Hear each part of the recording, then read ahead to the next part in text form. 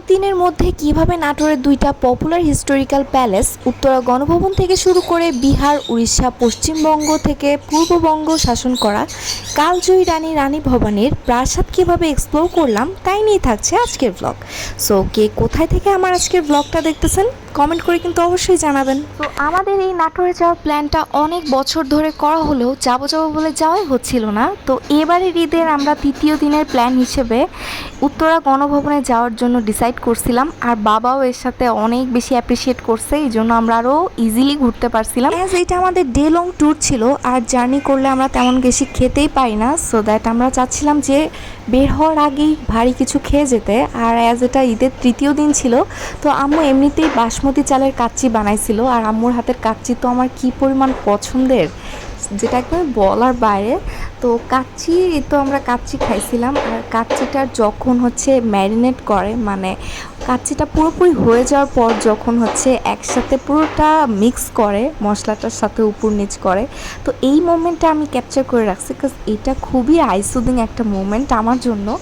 আর specially যারা কাচ্চি লাভার তাদের জন্য এই মোমেন্টটা অনেক বেশি দারুণ, আমি জানি।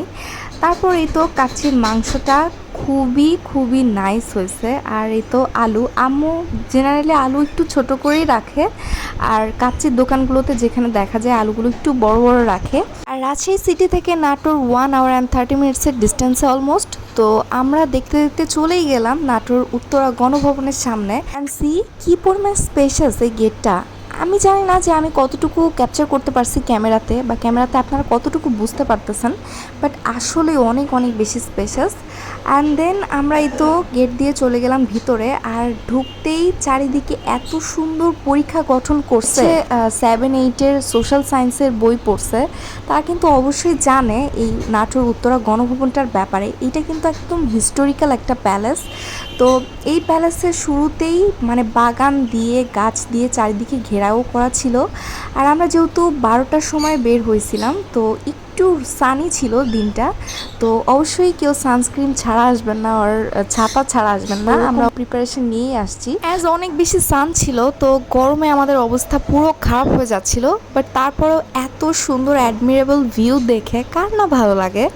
তো আমরা তারপর চলে গেছিলাম একটা মিউজিয়ামে, মানে এই অঞ্চলটার মধ্যে মানে নাটোর উত্তরা গণভবনের টেরিটরির মধ্যেই প্রায় 17টার মতো প্যালেস, যেটা আমি কাউন্ট করছি। আর আনকাউন্টেবল অনেকগুলো প্যালেস ছিল যেগুলোর মধ্যে মানে রেস্ট্রিক্টেড ছিল ঢুকা, মানে একদমই প্রহিবিটিভ ছিল, সো দ্যাট ওগুলো আমি কাউন্ট করতে পারি নাই।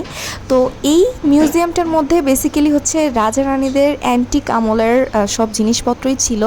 তো অ্যান্টিক জিনিসপত্র আমার অনেক বেশি পছন্দ, তো যতটুকু সম্ভব আমি ক্যাপচার করে নিছি একে একে। অ্যানশিয়েন্ট প্যালেস থেকে শুরু করে অ্যানশিয়েন্ট ডোর, অ্যানশিয়েন্ট এক্সেসরিজ আমাকে যে কী পরিমাণ কাছে টানে সেটা যারা আমার পরিচিত তারাই জানে ভালো করে। আর এই মিউজিয়ামটার বাইরে একটা সেমি গার্ডেন ছিল, আর তার সাথে এই মিউজিয়ামটার যে অনেকগুলো ডোর, অনেকগুলো রুম অ্যাডজাস্ট করা ছিল। কিছু রুমগুলো দেখার জন্য ওপেন করা ছিল, আর কিছু রুমগুলো একদম লকড ছিল, ওগুলো হচ্ছে হয়তো বা অনেক মূল্যবান কিছু আছে, সেই জন্য ডোরগুলো মানে সাধারণ দর্শনার্থীদের জন্য ওপেন করা ছিল না। কষ্ট করে হলেও আমরা একে একে সবগুলো রুম কভার করি। আর এই রুমটাই ছিল হচ্ছে সিংহাসন থেকে শুরু করে রাজার ব্যবহৃত যাবতীয় ফুলদানি, তারপর টেবিল অ্যান্ড এক্সেট্রা অনেক এক্সেসরিজ। যে কথাটা না বললেই না, সফিস্টিকেটেড আর্কিটেকচারের আইডিয়া যে কী পরিমাণ ইনোভেটিভ ছিল তৎকালীন রাজার, তা এই আর্কিটেকচার দেখলেই বোঝা যায় সেই আমলের রাজা কী পরিমাণ রুচিশীল ব্যক্তিত্বেরই অধিকার ছিলেন। কিনা একই সাথে গ্রিনারি প্লেস অ্যান্ড নেচার পছন্দ করেন, তাদের জন্য এই প্লেসটা হতে পারে প্যালেস অ্যান্ড গ্রিনারি প্লেসের পারফেক্ট কম্বিনেশন বেসড একটা প্লেস। ভাবতেছেন গ্রিনারি কেন বললাম? আরে এখনও তো মেইন চমক দেখানোই হয় নাই, তো আস্তে আস্তে আপনাদেরকে দেখাবো যে কী পরিমাণ গ্রিনারি বেস একটা প্যালেস হতে পারে। আর প্লেসটা এত সুন্দর ভিনটেজ ফটোজেনিক ছিল যে ছবি তুলতে হয়রান হয়ে যাচ্ছিলাম, তাও ছবি তোলা শেষ হচ্ছিল না। খুবই সুন্দর জায়গা ছিল, বিশেষ করে যারা আগেকার আমলের প্রাচীন রাজপ্রাসাদগুলো ঘুরতে পছন্দ করেন তাদের জন্য বেস্ট প্লেস হবে এটা। যাই হোক, তারপর আমার ছোট ভাইয়ের সাথেও কিছু টুকটাক ছবি উঠায় ফেললাম। আমাদের দুই বোনের একমাত্র ভাই জাবির। তো তারপর আমরা ছবি টবি উঠানো শেষ করে একটু সামনের দিকে গেলাম। তো সামনের দিকে আরেকটা প্যালেসে আমরা উঠলাম, বাট দুর্ভাগ্যের বিষয় হচ্ছে এইখানে সবগুলো দরজা একদম সিল করা ছিল। উপরে উঠেও আমরা একটা রুমও দেখতে পাই নাই। তো তারপর আমরা নেমে আবার চলে যাচ্ছিলাম অন্য একটা প্যালেসে, যেখানে আমরা কিছু দেখার আশা করতেছিলাম। বাট সরি টু সে, সবগুলো প্রাসাদেরই দরজা একদমই লকড ছিল। আর দরজার ফাঁক দিয়ে আমরা একটু উকি দিয়ে ট্রাই করছিলাম, তো ম্যাক্সিমাম রুমেরই কাইন্ড অফ সিমিলারই ফার্নিচার ছিল, নাথিং মোর এলস। এইবার আসি আরেকটু সামনে এই গাছটার কথা। এটা কি গাছ আমরা জানি না, বাট যতটুকু গাইড থেকে আমরা জানতে পারছি, গাইড বলল যে এইটা হচ্ছে বিদেশি ব্রিডের কোনো একটা গাছ। যাই হোক, তো বাবা আর ছোট ভাইয়ের একসাথে ছবি উঠাই দিলাম এখানে। আমি আর বাবাও অনেকগুলো ছবি উঠাইছি। কি পরিমাণ অ্যাস্থেটিক আসছে এই গাছটার উপরে যে ছবি, সেগুলো আমার প্রিভিয়াস পোস্ট দেখলেই আপনারা বুঝতে পারবেন। আর আগেই বলেছিলাম গ্রিনারি সারাউন্ডেড প্লেস আছে, আর এইটাই হচ্ছে সেই গ্রিনারি সারাউন্ডেড প্লেস। এটা বেসিক্যালি হচ্ছে রাজবাগান, যেটা হচ্ছে একদমই centre of the palace situated. তো এই রাজবাগানের একদমই শেষের দিকে আছে হচ্ছে ঘাট বাঁধানো, মার্বেল পাথরের ঘাট বাঁধানো পুকুর। আর এই পুকুরটাই কিন্তু একমাত্র পুকুর না, এটা হচ্ছে পরীক্ষার একটা ছোট্ট অংশ। আর যে কথাটা না বললেই না, রাজপ্রাসাদ মানে পুরাটা যে দুর্গের চারিদিকে মানে ছোট ছোট পরীক্ষা গঠন করা আছে চারিদিক দিয়ে। আমি একটু ভিডিওর লাস্টের দিক দিয়ে দেখাই দেব।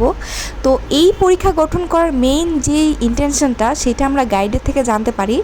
মেইন ইন্টেনশনটা যেটা, সেটা হচ্ছে বাইরে থেকে যাতে শত্রুপক্ষ কোনোভাবেই হামলা করতে না পারে, আর হামলা করলেও সেটা যাতে ওদের অনেক বেগ পেতে হয়, সেই জন্যই ওরা গভীর পরীক্ষা খনন করছে।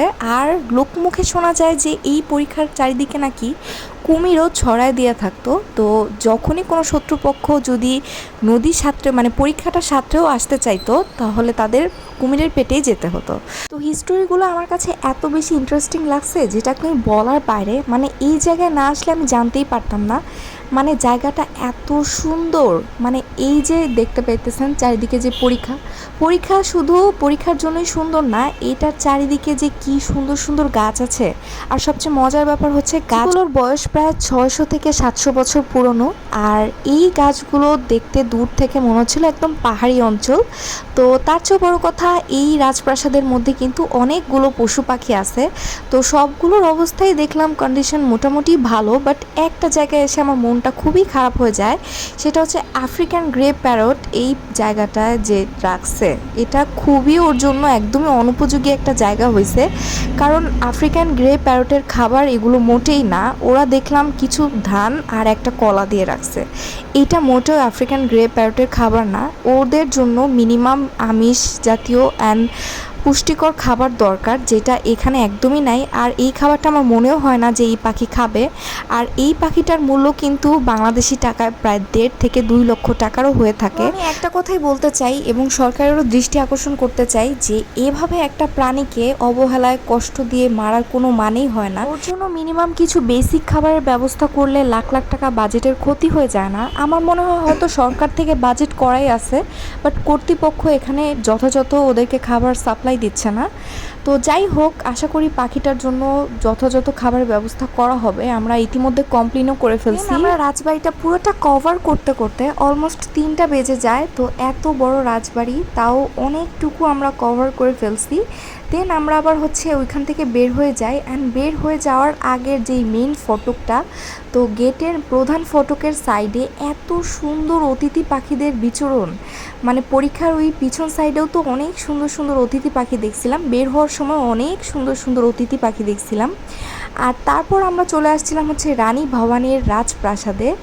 আর এই রানী ভবানীর রাজপ্রাসাদও কিন্তু অনেক অনেক সুন্দর ছিল, দেখার মতো ছিল। বাট দুঃখের বিষয় একটাই, কোনো রুম একদমই খোলা ছিল না, সবগুলো সিলগালা করা ছিল।